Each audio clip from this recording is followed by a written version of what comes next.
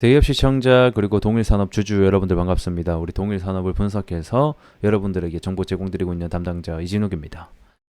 자, 오늘은 이제 그 무더기 한가 사태로 인해서 주가가 많이 하락을 했었죠. 그래서 이 부분에 대해서 조금 아무래도 얘기를 해봐야 될 것 같고, 그리고 이제 뭐 사업 현황이라든지 뭐 재무 상태, 그리고 주가 분석까지 전반적으로 해보는 시간 좀 가져보도록 하겠습니다. 자, 영상 길게 끌지 않고 핵심만 좀 전달 드릴 테니까 좀 집중을 해 보시면서 가보도록 하죠.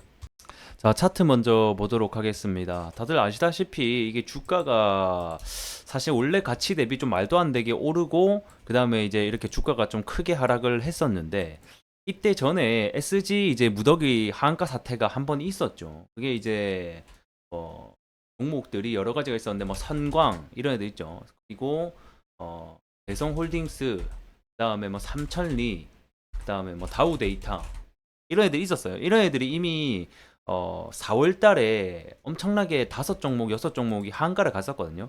그때 이태가 이제 지금 결국 주가 조작으로 드러났죠. 이 사태가 주가 조작으로 드러나면서 범인은 잡히게 됐고, 얘네들의 수법이 어쨌든 간에 이런 식으로 거래량을 없이 주가를 끌어올렸다가 이제 어느 정도 얘네들을 보니까 계속 주가를 올릴 생각이었어요, 원래. 근데 이게 알고 보니까 좀 내부자가 신고가 있었던 것 같더라고. 그러니까 그 다음에 뭐 예를 들어서 이게 종목이 뭐 세방 같은 경우에는 원래 이 세방 관련된 최대 주주라든지 이런 지분을 들고 있는 주요 그 인사들이 있을 거 아니에요. 얘네들이 보통 주가도 같이 보긴 하는데 이 주가가 호재가 없는데 정말 말도 안 되게 오르니까 이거를 신고를 했다고 하더라고요. 금융당국에다가 주가가 이상하다 이런 식으로 계속 신고를 통해서 이 금융위원회와 금융감독원이 긴급 점검에 들어가게 되죠. 그러면서 이제 세방, 그다음 뭐 다우데이터, 그 다음에 뭐 서울가스, 뭐 이런 애들. 4월달 당시에 갑자기 무더기 한가를 가게 됩니다. 정말 역사상 이런 일이 없었는데 정말 큰 한가를 가게 되면서 결국에는 주가 조작으로 판명이 났죠. 이런 식으로 긴급 점검에 들어가다 보니까 기존에 작업치고 있던 종목을 전부 다 한가에 걸어놓고 일단 도망을 쳤는데 뭐 결국 잡혔습니다. 그래서 뭐 그런 일들이 있었죠. 그래서 SG 이제 외국계 증권사인 SG증권을 통해서 대량 매도 물량이 집중되면서 해당 이슈들이 좀 불거졌었다. 그렇게 4월 달이 이 무더기 하한가로 한 차례 바람을 불고 나서 다시 한 번 더 무더기 하한가가 들어가는 사태가 발생합니다. 뭐 대한 방직이라든지 그다음 우리 동일 산업도 마찬가지죠. 6월 달에 이런 식으로 갑자기 하한가에 들어가는 같은 현상이 발생하게 됩니다. 그래서 얘네들이 특징을 첫 번째 보자라고 하면 원래 기업 가치 대비 이슈나 그 다음에 뭐 어떤 실적 이런 것들이 받쳐주지 않는데 불구하고 크게 올랐다라는 점. 그리고 이제 거래량과 거래 대금이 없이 이런 식으로 원래 주가가 오를 때는 이슈를 받으면서 거래량과 거래 대금을 붙으면서 올라가는 게 정상인데, 이런 식으로 거래량과 거래 대금 없이 스스로 자전 거래를 통해서 올라갔다라는 점, 이런 부분들이 대부분 공통점에 해당이 된다라는 거죠. 그래서 6월 달에 다시 한 번 더 동일 산업, 그다음에 해당 영향으로 동일 금속도 한가를 갔었죠. 그다음에 만호제강 이런 종목들, 그다음에 대한방직, 아무래도 시장에 조금 관심이 없는 종목, 거래량이 없고 그 다음에 시장에 유통 물량이 없는 애들 위주로 좀 선별을 한 것 같습니다. 이 동일 산업 같은 경우에도 보게 되면 최대 주주 지분, 나머지 주요 주주 지분을 합치게 되면 사실상 시장에 유통되고 있는 물량이 크지 않거든요. 이런 좀 약간 품절주 위주의 애들로 가지고 좀 주가 작전을 했다라고 보여집니다.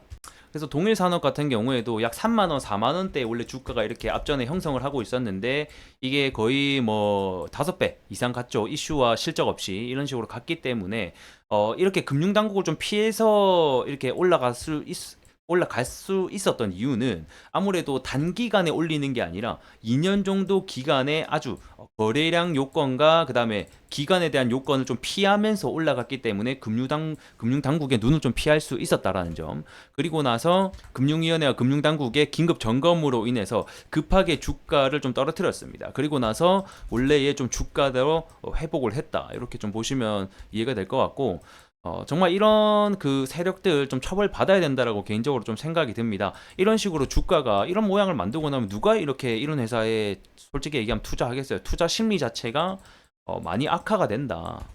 그리고 이제 메이저 세력이라고 지칭되는 기관이나 외국인 같은 경우에도 이런 식으로 주가를 만들어 놓으면 물량 수급이 잘 못 들어와요.